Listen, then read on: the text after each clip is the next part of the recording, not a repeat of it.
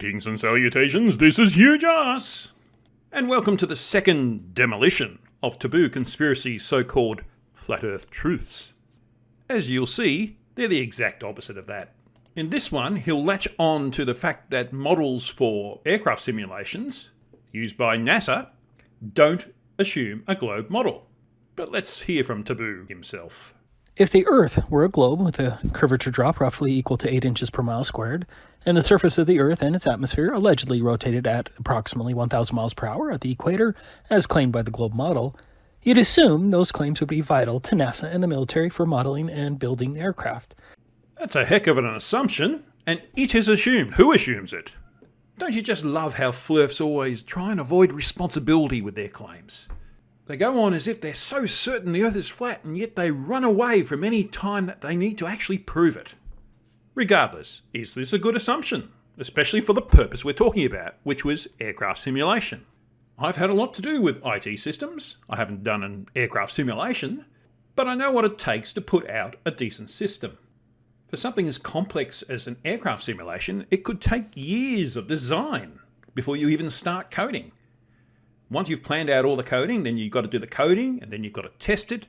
Not just testing individual programs, but then you've got to make sure they all work together and they do what you want it to do in many different situations. And that's before you give it to anyone who's likely to use it. And you get them to test it as well to make sure it suits their purpose. And as I said earlier, this could mean years of development involving salaries of highly paid people for several years. We're talking several million. And there's always a big difference between what departments want to pay and what money they have available. So they're not going to waste their time and money developing things that don't make a lot of difference.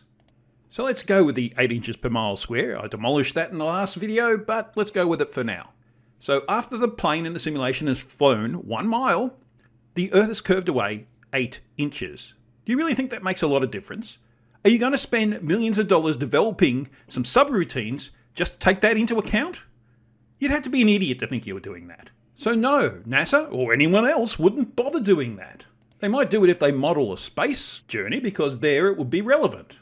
But not for simulating a plane travelling a couple of 100 kilometres an hour over the surface of the Earth. It just isn't needed for training the pilot. It's certainly not worth the extra cost and effort to put it into the program. Especially when you remember, on a simulation, the point of view is from the pilot. He's only ever going to be able to see several kilometres into the future. So over a few kilometres, we're only talking a few inches of drop. Why does he need to have that in the simulation? So having firmly established that Taboo is talking out of his backside, let's let him continue. Instead, you'll see through declassified documents that government agencies and their contractors repeatedly assumed a flat and stationary Earth. For example, this NASA document assumes a flat, non-rotating Earth. Georgia Institute of Technology, on behalf of NASA, the model used is a flat, non-rotating Earth. Technical memo from the NASA Langley Research Center, flat, non-rotating Earth.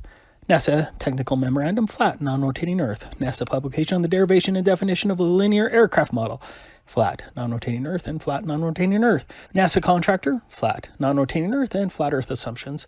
NASA Ames Research Center, non-rotating flat Earth.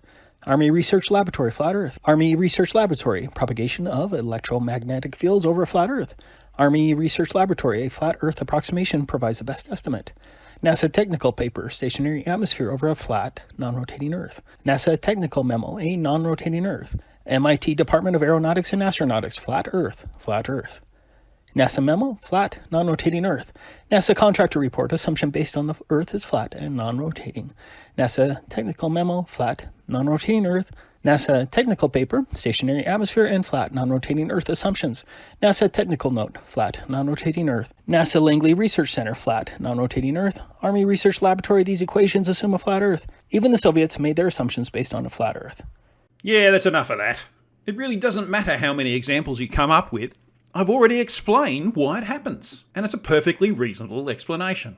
What Taboo has utterly failed to do is to prove that they make this assumption because the Earth is actually flat. All he's done is show that a whole lot of documents say that for simulations they assume that the Earth is flat and non-rotating, which is as you would expect them to do it, especially back in the 60s and 70s when computing power was really low in comparison to what we have today. But Taboo knows that he hasn't really shown anything. He's using what's called numbers persuasion. He feels that if he can show a whole lot of things that seem like evidence, then you'll believe it actually is, and then you'll believe what he's trying to say. You'll be swayed by the weight of numbers. But if you have a billion things that are no evidence whatsoever, you still don't have any evidence. It's not the volume of evidence that matters, it's the quality of it. A huge volume of bulltish is still a whole lot of bulltish. It's not evidence for anything.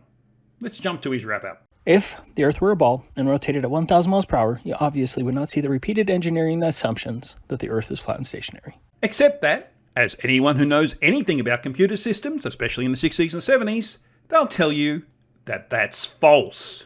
And I think that deals with this taboo flat Earth lie. I'll just finish up by pointing out the visual persuasion he's using here of the spinning ball with water on it.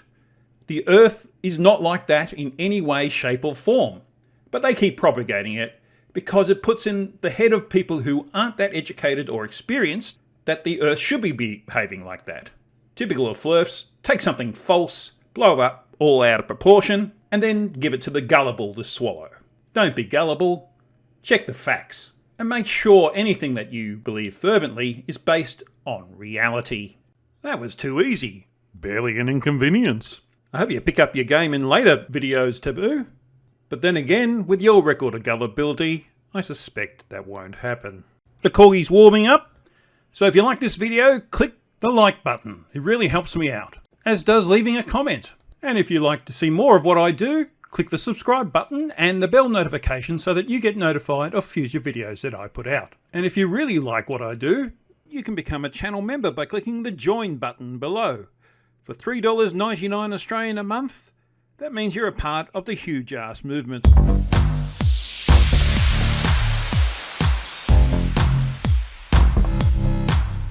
So there's nothing left to do but cue the corgi.